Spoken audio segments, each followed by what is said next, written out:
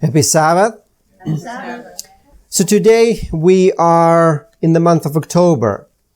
And I'm sure all of us that are here familiar with October 22nd of 1844. What happened on that day? David? Jesus entered the Holy of Holies in heaven. Correct. Jesus Christ entered the most holy in the heavenly sanctuary. So what you see here is a picture.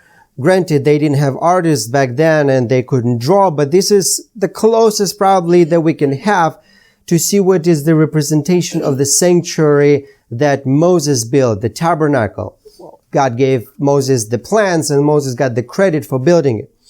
So Brother Anton read in the beginning, Exodus chapter 25, verse 8, and let them make me a sanctuary. It says here, Exodus chapter 25, verse 8, and let them make me a sanctuary that I might dwell among them. Going back to the beginning, how did God create all things? Yes, Joel Jr.? He created everything perfect. Correct. God created everything perfect. But something happened. Something tragic and dramatic happened in the Garden of Eden. Adam and Eve, they overstepped their boundaries and they partook of the forbidden tree, and the separation was created between God and humans. And that separation was because of sin. But something had to be done. Someone had to die for their sin. And do you remember who was the first that died for Adam's and Eve's sin? Yes, David.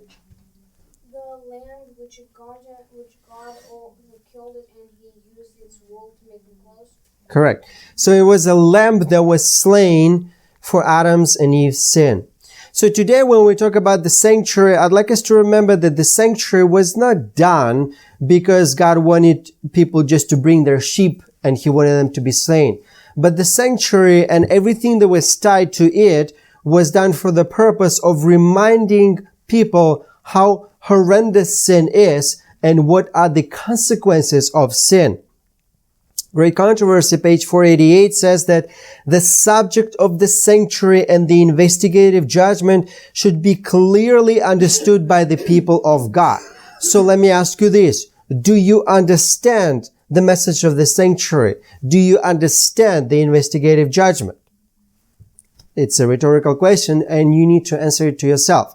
So what we're going to do today is we're going to go through the sanctuary. We're going to go through the structure of the sanctuary and some of the feasts that they celebrated, some of the ordinances that they had. And we're going to specifically focus on the Day of Atonement, which happened, which was a very big deal for that. Unfortunately, I cannot cover everything in one study, so this study is going to be divided in two parts. And most likely the second part is going to be Sabbath afternoon. But nonetheless, let's get into it. So the sanctuary message is a very central for a lot of our doctrines, specifically that pertain to the Adventism. In fact, if we don't understand the sanctuary message, we will not understand the salvation, we will not understand the law, we will not understand the judgment or the atonement and righteousness of Christ. How does the Bible structure itself? When we look in Isaiah chapter 28 verse 10, let's go to Isaiah chapter 28 and verse 10. It's a very interesting structure that God has here. Isaiah chapter 28 verse 10, it says the following, for precept must be upon precept, precept upon precept, line upon line, line upon line, here a little and there a little. How does God structure his principles? There's a basic principle and he builds on that. And how do we study that? By going back and understanding the basic principles. In Psalms chapter 77 verse 13, Psalms chapter 77 verse 13, David makes a statement and he says the following. Psalms 77 and verse 13. It says, thy way, O God, is where? In the sanctuary. Who is so great a God as our God? When Moses built the sanctuary, do you think he just came up with the plans in his own head? No. Because what was this sanctuary? It was a pattern of the things that were in heaven. So if we want to know of the ways of God, how do we understand it? Through the sanctuary. So I'd like us to go to the beginning and understand how things were done throughout the history.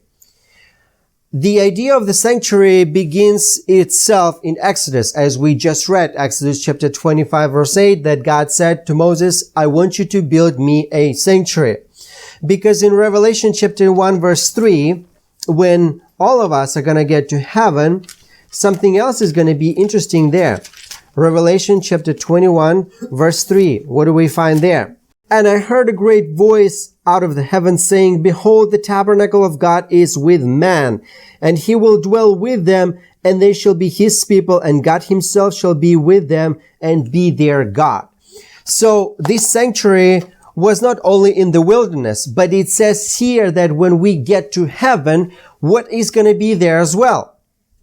A tabernacle, a sanctuary. So that leads us to the fact that this tabernacle was a copy or a replica of the tabernacle in heaven. The word dwelling in Hebrew is the same word as the tabernacle. So the word tabernacle means a dwelling place, is a staying place.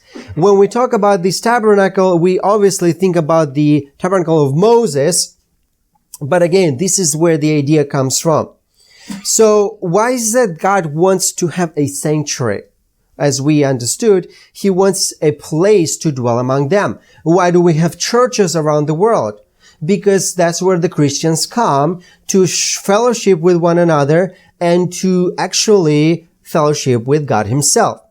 The book of Exodus is a very interesting book. Mostly we focus in Exodus on chapter 20. Why is that? Children, what is the Exodus chapter 20 famous for? Yes, Luis David. Ten Commandments. Very good. Yes.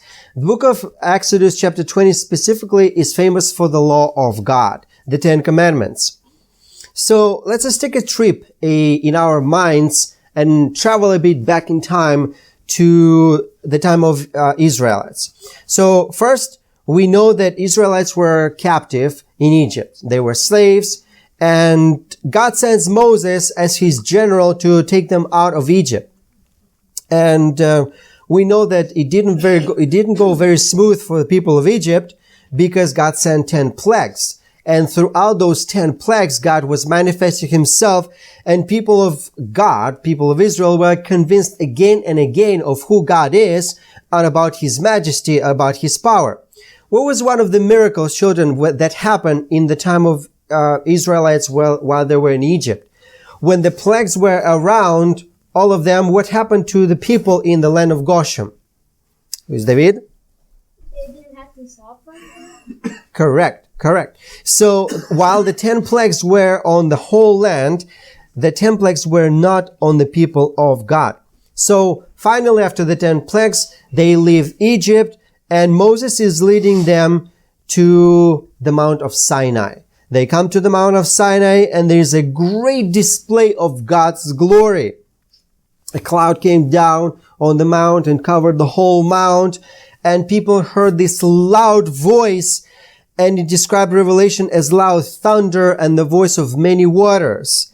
And then God spoke the 10 Commandments. But what happened there? Let's go to Exodus chapter 20, and we're going to read verses 18 through 21. It says, And all the people saw the thunderings and lightning and the noises of the trumpet and the mountain smoking. When the people saw it, they removed and stood afar off and said unto Moses, Speak thou with us, and we will hear. But let not God speak with us, lest we die. And Moses said unto the people, Fear not, for God is come to prove you, and that his fear may be before your faces, that ye sin not. And the people stood afar off, and Moses drew near unto the thick darkness where God was. So what happened here? What was the reaction of the people to God's display? They got scared.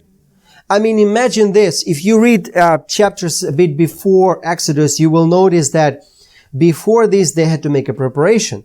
They had to cleanse themselves. They had to wash their clothes. There was a line around the Mount of Sinai and nobody could cross lest they die. But in spite of all this preparation, when God manifested himself, they got scared. Why do you think that happened? Why did they get scared? Let's go back to Genesis chapter 3 verse 8. Genesis chapter 3 verse 8. Someone else got scared when God came to their presence. Genesis chapter 3 verse 8, it says, "And they heard the voice of the Lord God walking in the garden of the cool of the day, and Adam and his wife hid themselves from the presence of the Lord amongst the trees of the garden." People got scared because they were sinners. And sin and God, they do not combine. They are opposite of each other. So the Israelites, just like Adam and Eve, feared for their lives and they hid themselves. God couldn't just appear to them. It was too much for them. They couldn't handle. So they asked Moses to intercede between God and them. So if you go through the chapters 21, 22, and 23 of Exodus, you will get some more extra details about the Ten Commandments and about some other laws that were given to them. So let's go to Exodus chapter 24. Exodus chapter 24, verses 1 through 3. Exodus 24, verses 1 through 3. It says, "And he said unto Moses, Come up unto the Lord, thou and Aaron, Nadab and Abihu, and 70 of the elders of Israel, and worship ye afar off. And Moses alone shall come near the Lord, but they shall not come high, neither shall the people go up with him. And Moses came and told the people all the words of the Lord, and all the judgment, and all the people answered with one voice, and said, All the words which the Lord hath said, we will do." And reading verses 4 through 7, continuing, we read the following, "And Moses wrote all the words of the Lord, and rose up early in the morning, and builded an altar under the hill, and 12 pillars according to the 12 tribes of Israel. And he sent young men of the children of Israel, which offered burnt offerings and sacrificed peace offering of oxen unto the Lord. And Moses took half of the blood and put it in a basin. Half of the blood he sprinkled on the altar.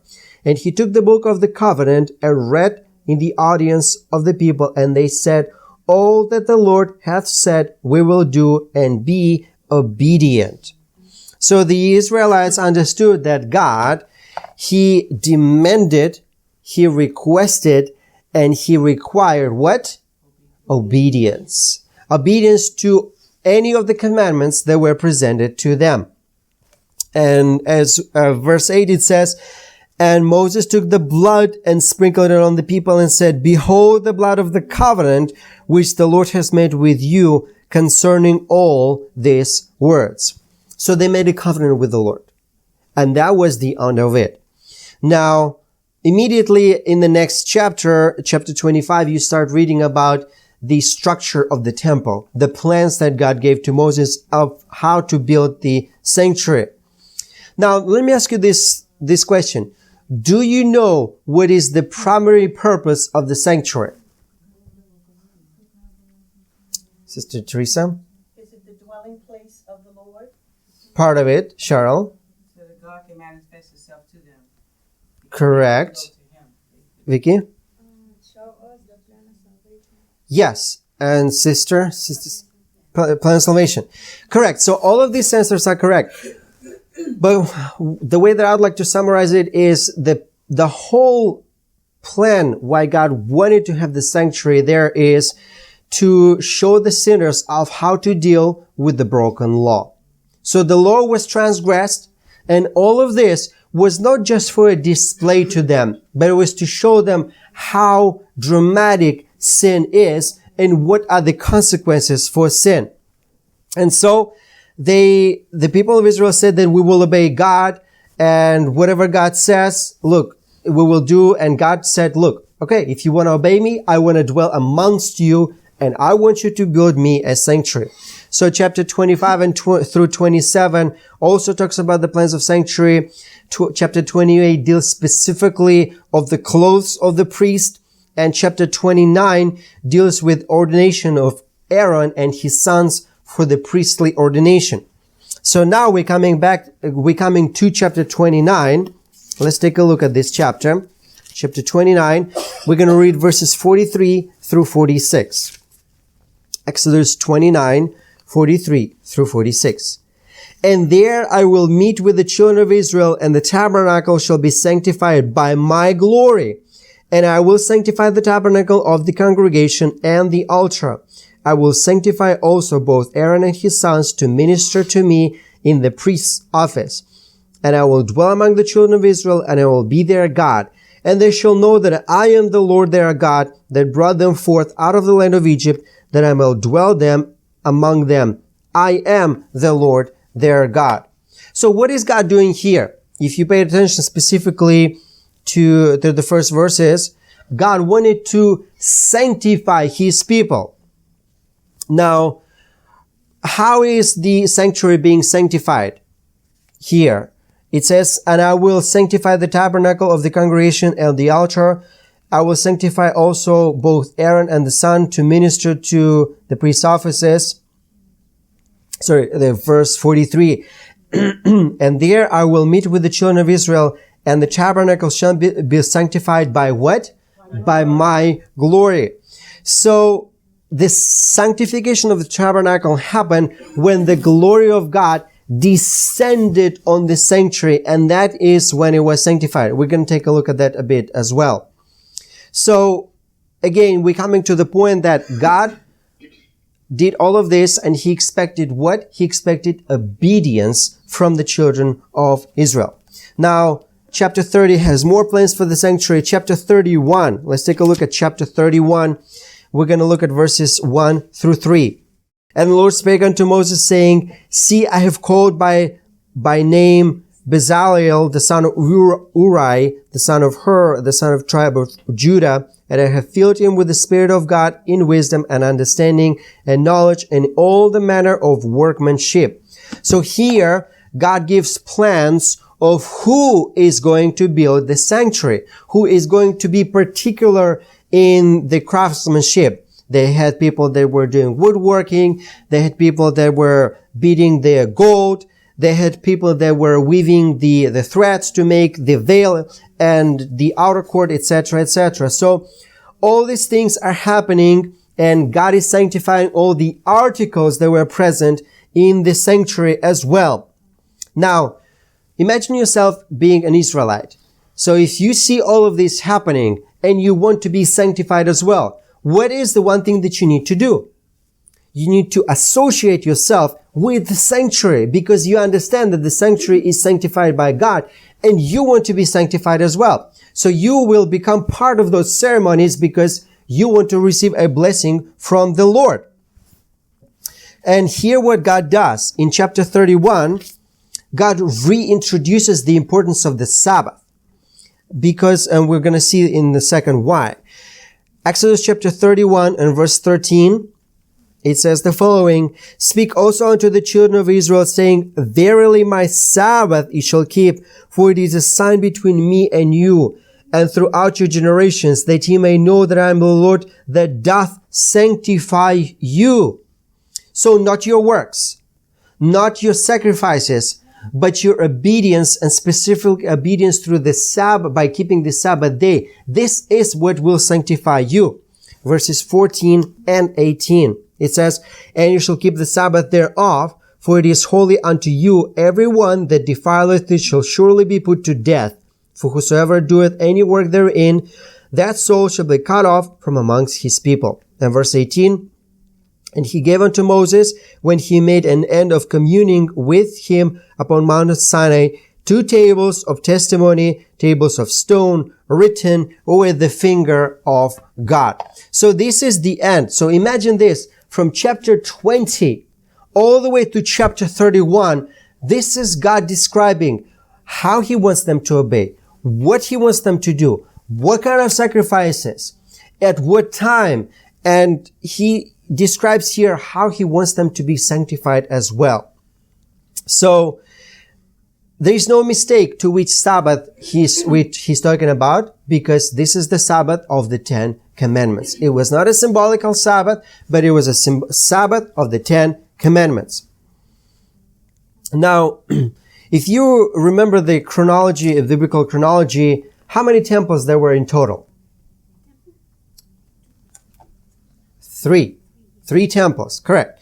So the first one we refer to the tabernacle of Moses, and Exodus chapter 29 verse 43, we already looked at this verse, but let's take a look at it again. Exodus chapter 29 verse 43. It says, "And there I will meet with the children of Israel, and the tabernacle shall be sanctified by my glory." So this is the first tabernacle. Chapter 40, it's a very solemn chapter because this is when something great is happening. Chapter 40 verses 34 and 35. It says the following, "Then a cloud covered the tent of the congregation, and the glory of the Lord filled the tabernacle. And Moses was not able to enter into the tent of the congregation because the cloud abode thereon, and the glory of the Lord filled the tabernacle." So this is the end of the sanctification of this earthly tabernacle that was built by Moses, when the cloud came down and covered the whole tabernacle. Now, the word tabernacle in the biblical use means it's a fixed or removable habitation, typically of a light construction. So it was movable. As you can see from here, they would remove the pegs, they will roll everything, and they would move it to another place as soon as the glory of God moved to another place. So, and we know there was very specific. Certain people would carry we're going to look at the things that were present. Certain people would carry the court, certain people would carry the lever, certain people would carry the tabernacle, the Ark of the Covenant, etc., etc. Now, this temple stopped being used when Solomon erected the temple. 2 Chronicles chapter 7 and verse 1. 2 Chronicles chapter 7 and verse 1. What do we find there? Reads the following. 2 Chronicles chapter 7 verse 1, it says, "Now when Solomon had made an end of praying, the fire came down from heaven and consumed the burnt offerings and the sacrifices, and the glory of the Lord filled the house." So this is the second temple. Initially, David wanted to build this temple, but because he was a man of war and shed much blood, God said, "Look, you can't build it, but Solomon can, your son." So he made all the preparation, everything for this temple to be built. And when Solomon came to power, the first thing of order was to build the temple. This is a picture of the Solomon's temple. You can see that Solomon's temple was very different. Inside, this temple was golden. Everything was of gold. I don't remember exactly how many pounds, thousands of pounds, but I think, if I recall correctly, they had more than 8 tons of gold in the temple.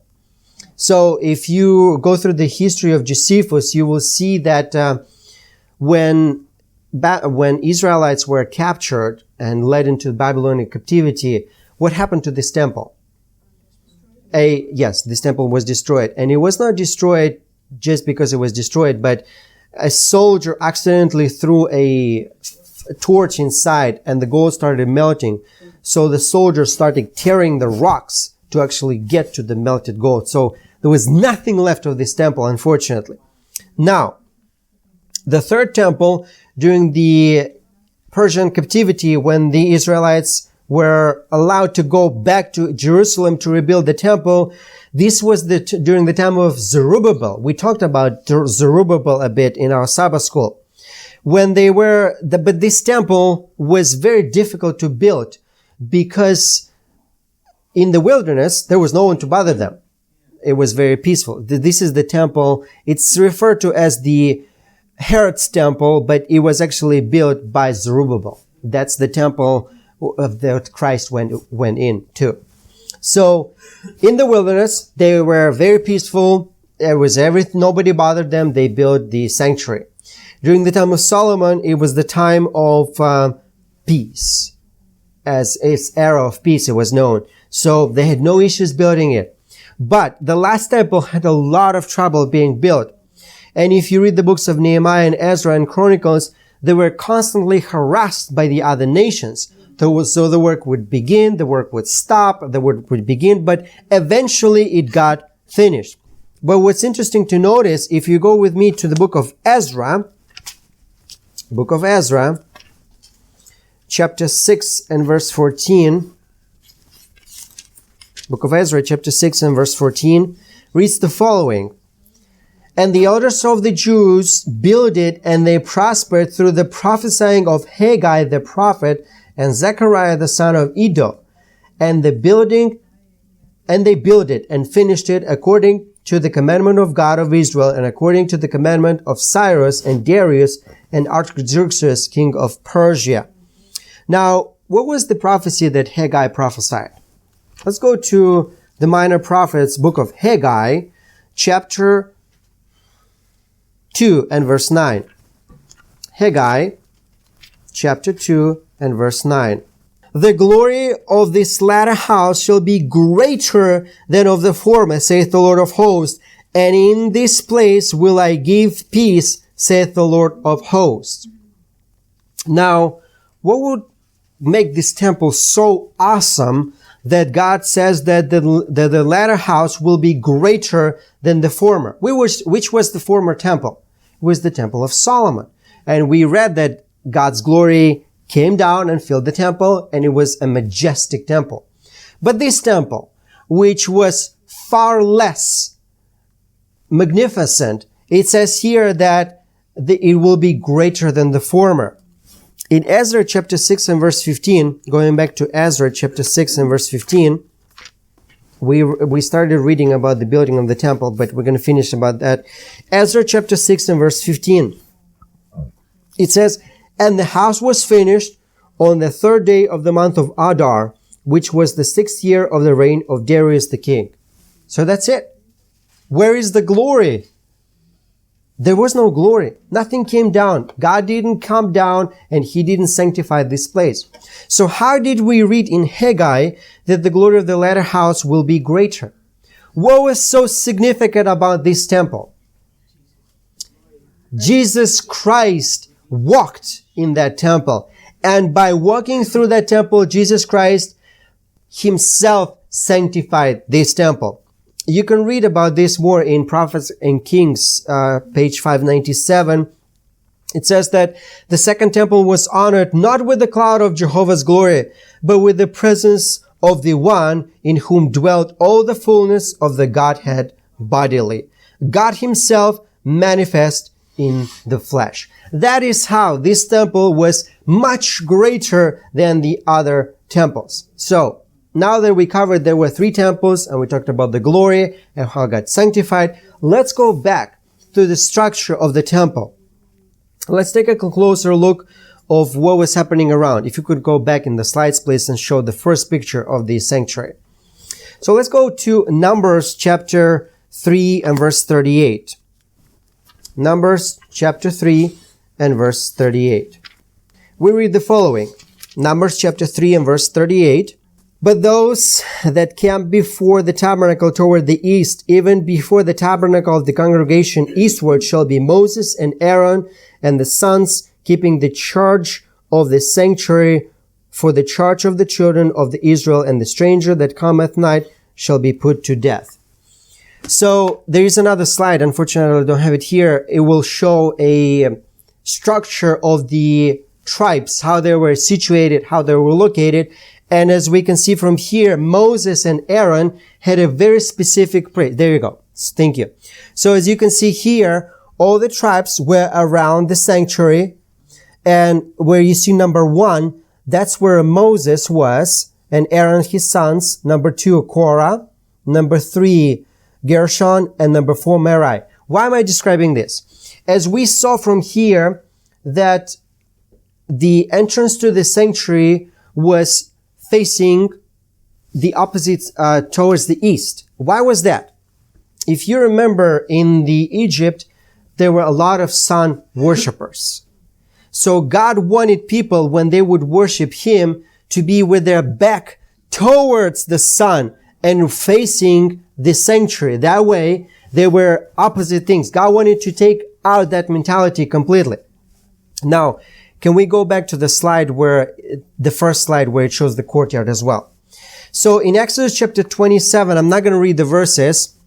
Exodus chapter 27, you can read for at your own time. He talked about the courtyard. And you can see here, the courtyard was a white linen. And it was very specific. Now, as you walk through the door, how many doors there were? One door. There was one entrance. As you walk through the entrance, what is the first thing that you see when you walk in? Yes, David. Bronze altar. Correct. The altar, the bronze altar or the altar of sacrifice. You can find more information about that in Exodus chapter 27, verses 1 through 8. So the altar was made of wood, of acacia wood, and overlaid with bronze. Bronze in the Bible usually symbolizes judgment. It was measuring 7.5 feet on all the four sides and 4.5 feet deep. If we can show the picture of the bronze altar. Thank you. It has 4 corners projected from the top, and it was grated on the top. So when they would bring the sacrifices, there we go. Thank you. When they would put the sacrifice, the ashes would fall down and they would be able to collect the ashes afterwards. So every time a sinner would commit some sort of sin, he would bring a sacrifice, and there was a divine fire that was lit, and it was constantly lit. Nobody could light the fire except God himself. Now, as you progress through the courtyard, the second piece of furniture, as you can see where the priests are, was the laver. Exodus chapter 30, verses 17 through 21. You can read that for yourself. So the laver or basin was a large bowl that was filled with water, and it was located halfway between the bronze altar and the sanctuary itself.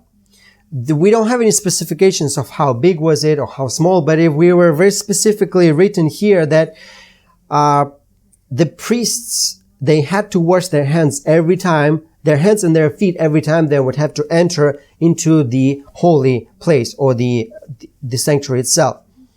Now, in the first apartment, it's a small picture, but you can see their first and the second apartment were separated by the veil. The first apartment, it had 3 things in it. Number 1, it was the candlestick, or it's called a menorah as well in Hebrew language. It was a golden lampstand, and that golden lampstand was solid gold. It wasn't very tall. We don't have the measurements for it, but what's interesting to note is that the lampstand was the only source of light for the first apartment. There was no other source of light except for the golden stick. Now, opposite the golden stick, we had the table of showbread, Exodus chapter 25, verses 23 through 30. It was a small table measured about 3 feet by 1.5 feet and 2 feet and 3 inches high. It stood on the right side of the holy place across from the lampstand, and it had 12 loaves of bread. Now, do you remember when were they baking the bread for the table of showbread? Yes.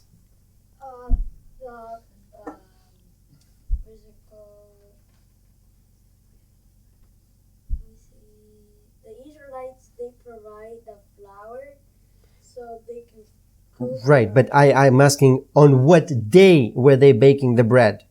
I think so. 7. No. I think it was It's correct. On the Sabbath. On the 7th day, they would bake the bread, and they would replace the bread that was already there. Thank you, Joel Jr. So this was very significant because throughout the week, through the 7 days, the bread would never go bad. It would not stale, it would not mold, but it would be preserved until the next Sabbath. It was replaced and the priest would eat that bread. That's a whole other story, but we're not going to look at that right now. So as you were about to enter the most holy, there was an altar of incense. Exodus chapter 30, verses 1 through 10. You can read about that.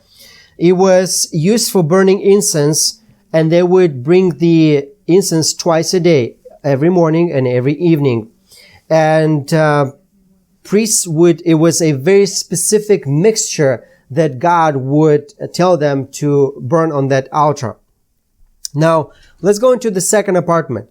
There was a thick veil that was separating the two apartments. It was a very well-made veil. It was blue and purple and scarlet yarn, and the two angels were embroidered on that veil. As you pass through the veil, the only thing that you would see in the Most Holy is the Ark of the Covenant, or the Ark of the Atonement, or the mercy, and the mercy seat on top of it. So I'm not going to go into a lot of details, but this Ark of the Covenant was made out of acacia wood and overlaid with pure gold. It had three things in it. It was the Ten Commandments, the Aaron's rod, and the pot of manna. Above the ark, as you can see here, was the mercy seat. You had two cherub on each side, and their wings were spanned to each other. And right in the middle, it was the mercy seat, or Shekinah glory. That's where God would abide. So that's about the structure and the things that were present in the sanctuary. Now, the sacrifices, depending on who you were, how rich or how poor you were, what kind of sin you made, you would bring the sacrifices. It would be either a lamb, or it would be a dove, or a bullock, or whatever, or a ram, whatever it may be, like I said, depending on the sin. Now, a sinner would have to come into the court. He would have to bring the lamb. The lamb was put on the table. He would put his hands on top of the lamb. A sinner would confess his sin, and if I was to bring the sacrifice, I would have to slice its throat, and the priest then would take the blood and minister in my behalf. So, I'm not sure how much the sheep would cost back then, but today the prices are between $100 to $250 per sheep. So imagine, every time you sin, you would have to slay a lamb. It would get expensive. And how many times a day do we sin? And every time they would sin, they would have to bring a sacrifice. So sin is very expensive. Not financially, but it cost Jesus Christ his life. So it was very graphic for the Israelites to understand the consequences of sin. So they would have to think twice before losing the temper, before getting angry at their neighbor, or before taking something that didn't belong to them. Because they would have to pay the restitution, but they still would have to come here to the sanctuary and bring the sacrifice. So as a sinner, let's recap this really quick. So as the sinner comes to the priest, he brings the sacrifice. The priest inspects the lamb. He puts his hands on the head. He would slice his throat. The priest would take the blood. He would sprinkle on the altar. Then he would take the lamb and put it on the burnt offering. And then the lamb would be sacrificed. Then the priest would take this blood, wash his hands and his feet in the laver. He would enter the most holy, and he would sprinkle the blood on the east side of the on the altar of incense. And that is, by doing this, the sinner was cleansed. Now, as soon as the priest would walk in, the sinner had no idea what is happening there. Is the priest doing his job? Am I forgiven or am I not? So he had to trust, he had to exercise faith in the priest that he's doing his work. Yes, Jalila. What if somebody wouldn't have any sheep? Like, what would they do to atone for their sins? Correct. So as I mentioned, that people that were poor, they didn't have sheep, they would bring a dove or would bring some other clean bird that they would be able to sacrifice for their sin. Okay? So they had many feasts. This is where we're coming to the last part of our study. They had many feasts. They had a piece of Passover, a piece of Tabernacle, Feast of Trumpets, but the biggest of them all was the Day of Atonement. It was a day when they would have to prepare, and this is the only day when the priest was allowed to walk from the holy into the most holy place. So before this, they would have to celebrate the Feast of Trumpets. And you can read about that in Leviticus chapter 23, verses 23 through 27. Throughout these 10 days, a trumpet would blow. They would afflict their sins. They would cleanse themselves, to prepare for that last day. So let's go to Leviticus chapter 16, and we're going to look at verses 5 and 6. Leviticus chapter 16, verses 5 and 6. It says, "And he shall take of the congregation of the children of Israel 2 kits of the goat for a sin offering, and 1 ram for a burnt offering. And Aaron shall offer his bullock of the sin offering, which is for himself, and make an atonement for himself and for his house." So the priest first would have to atone for himself and for his house, and he would have to bring a bullock. Now verses 7 through 9, it says, "And he shall take the 2 goats and present them before the Lord at the door of the tabernacle of the congregation. And Aaron shall cast lots upon the 2 goats, and lot for the Lord, and the other lot for the scapegoat. And Aaron shall bring the goat upon which the Lord lot fell, and offer him for a sin offering." So let's recap of what was happening on the Day of Atonement. Number 1, the priest would have to bring a sacrifice for himself. It was a bullock. But not only for himself, also for his entire family. Because when we look in the Exodus chapter 20, specifically for the 4th commandment, what does it say? Who should not work? Only you? Anybody that abides in your house. Your daughter, your son, your donkey, your servants, whoever it may be. So the priest was not only responsible for himself, but he was responsible for his entire family. So the priest brings a sacrifice for himself and for his family. And it's very interesting. If you really read carefully the chapter, he brings the sacrifice, he slices the throat of the bullock, he takes the blood, he washes his hands and his feet, he walks into the sanctuary through the first apartment to the second apartment. He fills it with the smoke because he couldn't be in the presence of the Lord. The place had to be filled with smoke. Then he sprinkles the blood on the horns of the Ark of the Covenant for himself. Then he comes out, he sacrifices the goat that was the Lord fell upon, that represented whom? Jesus Christ. He sacrifices that goat.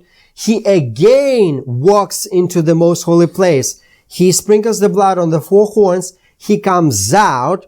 He sprinkles the blood on the altar of the burnt offering. And only after that, all the sins were transferred to the priest. So the priest would lay the hands on the scapegoat. He would confess the sins of the whole nation of the people of Israel on that goat, and that goat would be sent into the wilderness by another man. Yes? Brother, could you explain to me, what does it mean? Because in the Bible it also says that the soldiers and all, they cast lots. What do you mean cast lots? Is that basically it was money or? No, not money. It's like a secret ballot. Yes, David? It's basically like, have you ever seen when people will take some toothpicks, break them in half, and then you'd pull it out? Right, It's basically like that, casting lots. So it was not something significant, but it was basically to find out, most likely they had rocks. A white rock and a black rock or something like that. They would put them in some sort of satchel, and the priest would pull out, and one goat would symbolize Christ, and another goat would symbolize Satan. So that was happening there. So this is the Day of Atonement. And in the second part of this study, we will dissect this Day of Atonement, and we'll look specifically at what everything symbolized and what it symbolizes for us. But God made all of this so graphic to show what kind of price they had to pay for their sin and who had to pay for their sin. So Great Controversy, page 419, it says that the whole ceremony was designed to impress the Israelites with the holiness of God and his abhorrence of sin, and further to show them that they could not come in contact with sin without becoming polluted.